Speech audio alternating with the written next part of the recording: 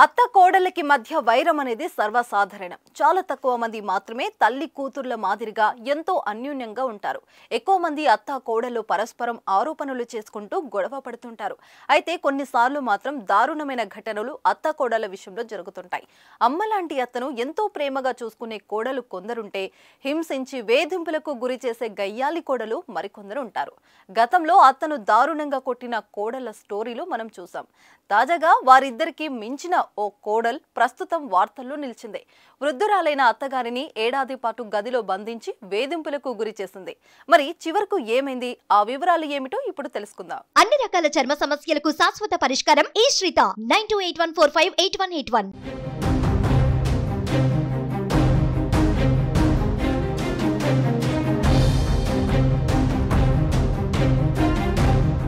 కర్ణాటక రాష్ట్రం తుమకూరులోని షిరా గేట్ సమీపంలోని 80 ఏళ్ల పంకజాక్షి అనే వృద్ధురాలు తన కుమారుడు కోడలితో కలిసి నివాసముంటుంది.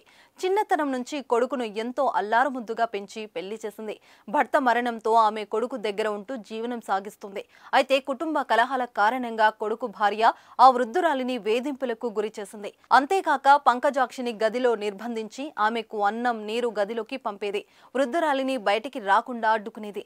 ఇలా ఒక్కరోజు కాదు, 2 రోజులు కాదు, ఏకంగా ఏడాది పాటు అలానే ఉంచింది. శుక్రవారం వృద్ధురాలి కుమారుడు మద్యం తాగి వచ్చి భార్యతో గొడవకు దిగాడు. తన తల్లిని బయటికి రాకుండా చేశావని భార్యపై మండిపడ్డాడు.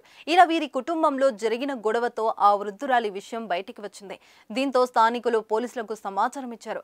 ఇక పోలీసులు పంకజాక్షి ఉండే ఇంటికి వెళ్లి తలుపులు తెరిచి ప్రయత్నం చేశారు. అయితే వారిని ఆ వృద్ధురాలి కోడలు అడ్డుకుంది.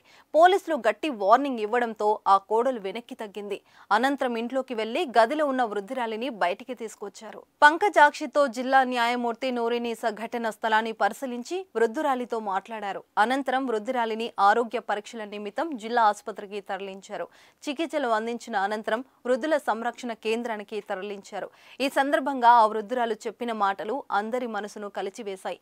తాను తన కోడలు ఉండే ఇంటికి వెళ్లనని, ఎక్కడైనా ఆశ్రయం కల్పించాలని వేడుకుంది. ఆమెను ఎంతో వేధింపులకు గురి చేస్తూనో అలాంటి బాధకరమైన మాటలు వస్తాయి. ఒకసారి ఆలోచించండి. చాలా రోజుల పాటు ఆ వృద్ధురాలు నరకం చూసింది.